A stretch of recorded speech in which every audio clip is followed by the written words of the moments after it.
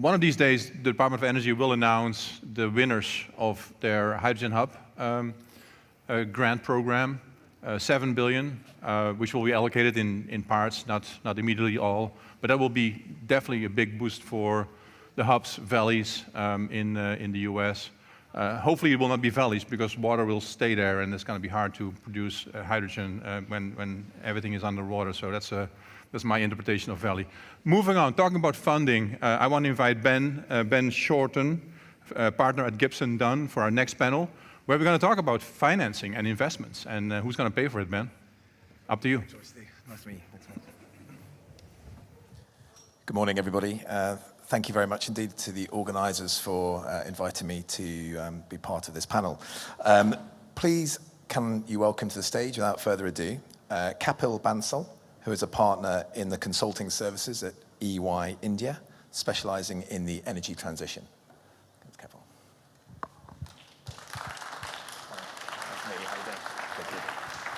Thank you very much.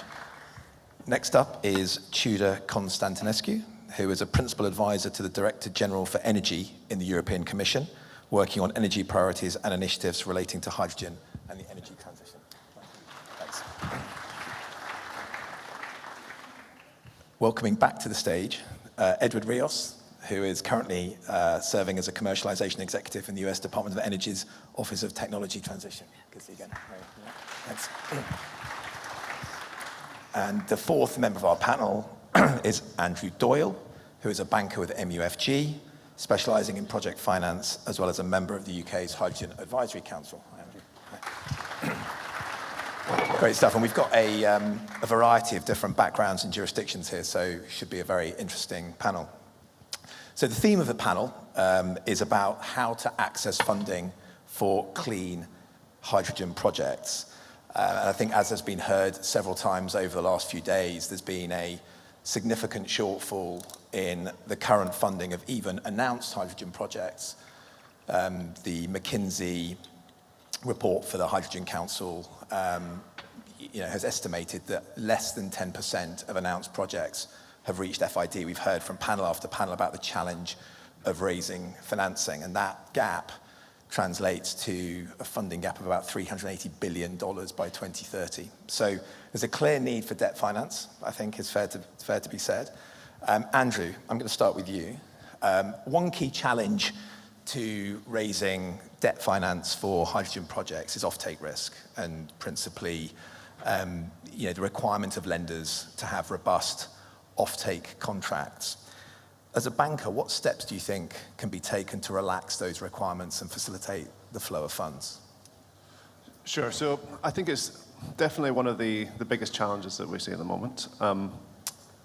If the offtakes were there, I think we would see more projects coming forward. I always look to the kind of the underlying fundamentals of the industry. We've got 90 million tons of existing consumption of hydrogen at the moment. If you think about the fact that a project like NEOM was 220,000 tons, you're looking at like 400 NEOMs to kind of just meet that existing hydrogen demand and lower the carbon emissions of that sector. And that's before you can start looking at other uses and what could happen in the future with technology developments. So I think you look to that first and foremost. Then I think what else we can look at is the underlying mandates that are being suggested. So under the Renewable Energy Directive in the EU, the fact that you need 42% of your hydrogen use in industry to come from renewable sources as well. So that again gives you maybe another kind of incentive that the off-takers are needing to decarbonize their hydrogen supply chain. Because I think when you then look at the model for hydrogen versus maybe something that we've seen before in the renewable industry, what's been the problem, or what's been a solution before to kind of counterparty risk is the ability to maybe act as a route to market for underlying demand for renewables, which means that you're not actually placing so much kind of credit risk on that particular off-taker because you know that you can feed into the market. There will be another supplier out there who's willing to take your product. And I think things like the mandates help with that because I think at the moment we're going to be very tied up to a particular off-taker. But I think if we can see that there is this kind of firm requirement with kind of substantive penalties for non-compliance, then that will give us more comfort that there will be another off-taker should the unthinkable happen and that your particular off-taker falls away, that there should be a replacement available. And I think that will help kind of stimulate finance and bankability if there are kind of clear alternatives to a particular credit. That's very, very interesting. And I think, it seems though that getting to those steps that you're talking about is perhaps some way away. Do you think in the immediate term, the focus for banks like yourself is to look at the hubs, to look at the sort of smaller, more captive projects where there's perhaps a slightly easier offtake story? Yeah, I think if you look at what's happening in the UK, their kind of whole strategy has been very much focused on industrial hubs. When I first kind of started working with the UK government around their hydrogen strategy, I think it was very clear that they were kind of looking to maybe a blue hydrogen solution. So yeah, you could see that the hydrogen was expected to be produced in the hubs and consumed within those hubs. They have kind of changed their strategy. They are now allowing more kind of green hydrogen into the mix as well. But there's still a kind of a practical kind of concern around where those green hydrogen projects might actually be located and how do you get the hydrogen to those end consumers. So by kind of focusing on the industrial clusters, that does give you, I think, more certainty that there will be alternative offtake available. Understood. Capital, turning to you. Based on the range of projects that you're looking at, I know you're working on a lot, do you think there's a risk mitigation role there for multilaterals? Thanks, Ben. No, absolutely, because the title shows us the money. So from a money perspective, when we are working with our clients, there are different catalysts that works towards mitigating those risks. One of the things that I can talk from my own experiences is as we work with multilaterals, industry bodies, clients in totality, there has been different mechanisms through which we have done. One of the things is obviously looking at what are the kind of grants are available. So in those grants, if the grants can be in different forms, grants directly as grants, the grants coming from form of incentives, the grants comes as in form of mandatory obligations. So we have looked into all of those government schemes that are available. So as EY, we have a whole regulatory and tax teams who looks into these areas, which helps in terms of waterfall to look if today project is at $4.50 LCOH, how we can bring it down to $2.50 in a parity with the alternatives. So that's one. Second, I can speak from an India standpoint of view where, as EY, we have a tool called RECAI, Renewable Energy Country Attractiveness Index, in which solar is top number, and why it comes in India's top number is because solar has been built up significantly in India from the overall value chain, and that constitutes 60 to 70% of your cost. And when we look for what are the different mechanisms, one is net metering. So for one of the steel majors which we worked with, we looked into how we can bring down the overall cost competitiveness or bring it at cost parity. And we worked with different asset building mechanisms, technical asset reduction. So we have a model which works from 400 different parameters, which can bring down the overall cost and bring it at parity. So for example, if I have to look for within the net metering in the premises itself, because hydrogen is used in the steel industry, and we could reduce by almost 20% the cost there itself without any grants and schemes. The third critical element that we have looked into is when we are working with research institutes, a lot of the research institutes have ready innovations which are there. Now, how do you bring that together? So as we are working with, there's a lot of talk about US, we just heard so many, industrial hubs are created. In India, we already have many hubs that are the industrial hubs when the Industrial Revolution took place. And today, those hubs are getting consolidated to use their energy in a green form, and thus reducing the carbon, at the same time working towards reducing the cost of hydrogen. So put together, all those risk mitigation factors have been worked together to look at how we bring it cost parity.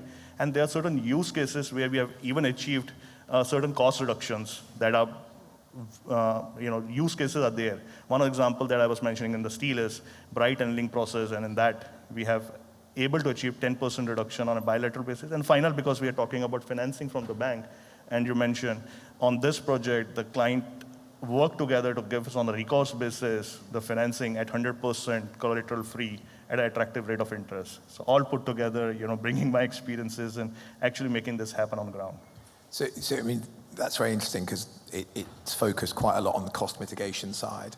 But your thought there is that that means that banks can take perhaps a broader view on other risks if the cost comes right down. I mean, putting it a different way, are there other ways that multilaterals, instead of just sort of giving grants and helping with the cost mitigation, can say actually there are other risks here, that in relation to offtake, for example, whether it's commercial risks, that can say actually we'll take that. I mean, René was talking yesterday about kind of first loss guarantees, that sort of principle. Do you think there's a role there to come in and say actually, we need to help develop these projects? There's a huge, obviously, gap in capacity.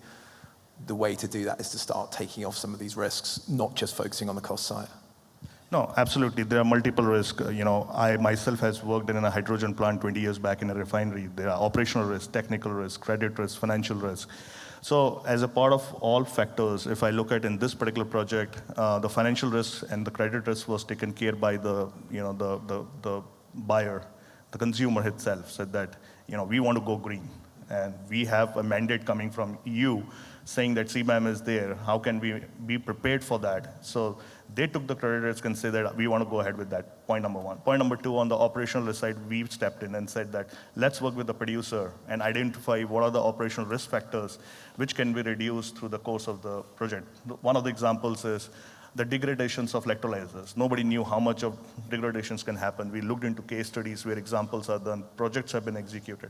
And third, in terms of how do we ensure the certifications are there, that there is a standard, there's no greenwashing, right? Banks looks after those. So that was worked along with the bank to showcase the arts of possibilities of case examples, case studies, and real ground executional parameters of lessons learned. And that helped to actually get the things moving on the ground. Very interesting. We'll come to standardization of certification later. Tudor, maybe we can move to you next. Aside from cost mitigation measures, such as the EU Hydrogen Bank, what further steps can policymakers take to facilitate a clean hydrogen market, do you think? Now, actually, if we look at the scale of investments required to achieve carbon neutrality and to have hydrogen playing the role it's supposed to play, moving from less than 1% it's in the energy mix today towards an estimate about 15% by 2050. It's clear that the range of investments required cannot be secured just by public money. Maybe a tiny fraction, let's be honest, and all what we do, even the sums looks impressive compared to other areas even. The real work is to secure the real good incentivized framework for investments, which to make sure that private sector can step in. And that there is a business case actually for hydrogen, being in industry, being in transport. And we can drive the market, and first it's to really try to catch this opportunity in the carbon-intensive industry. Therefore, with the new renewable directive we have, pleased was adopted by the Parliament now on 12 September, we have a target for 42% renewable hydrogen in Europe by 2030. We also have targets for transports, renewable fuels of non-biological origin, and advanced biofuels. So this will drive the market on one hand. On the other hand, and I think that's very important in longer term to give a clear predictability of what is going to be considered renewable hydrogen, what is going to be considered low carbon hydrogen.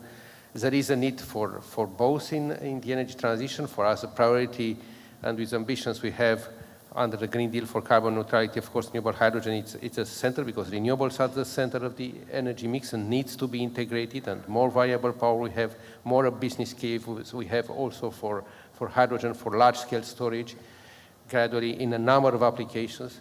And I have to say here that looking at the demand, now, under the hydrogen strategy, we had already fixed some objectives. But after the invasion of Russia and Ukraine, we have more political ambitions in terms of decarbonization and getting out of fossil fuels, and in particular dependence on Russia on gas. And therefore, hydrogen gained the importance not only for decarbonization, but also of security of supply.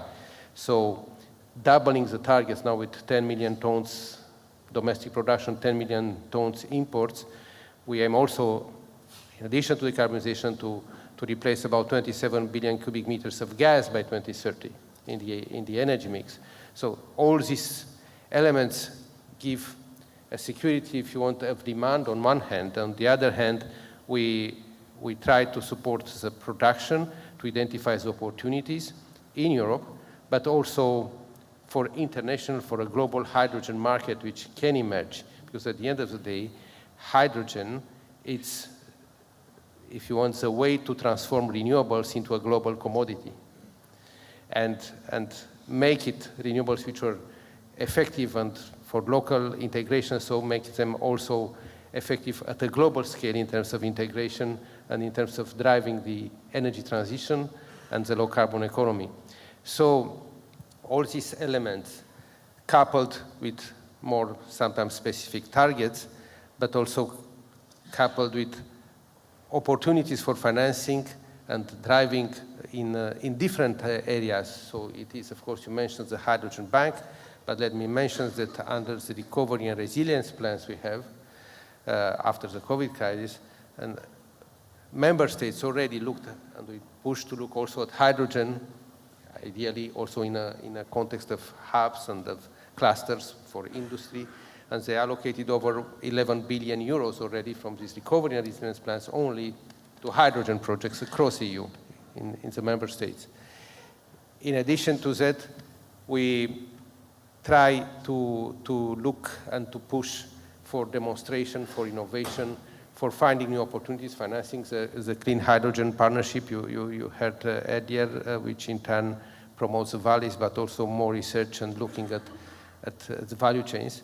And last but not least, trying to develop these value chains and the manufacturing capabilities, and as it was said earlier, also the skills and so. And here it comes the Net Zero Industry Act with the targets of 40%, but not only this, it's about building in the culture of investments, in the public procurement, the rules for sustainable investments for hydrogen as well, and for renewable and low carbon hydrogen to contribute to the overall decarbonization. So it's a mixture of targets, of regulation, of different incentivizing policies for certain periods of time, of research, and of public funding, combined, of course, with trying to leverage as much as possible with the private sector and with the big financing investment banks. It's very interesting and very comprehensive explanation there. One thing just to pick up on, you talked about the targets and linking to what Andrew was saying earlier about, what happens if you don't meet those targets. What's your, to the extent you can talk about it in your role, but what's your thought on penalties, dare I say it? Look, setting targets, I think, is an art based on science.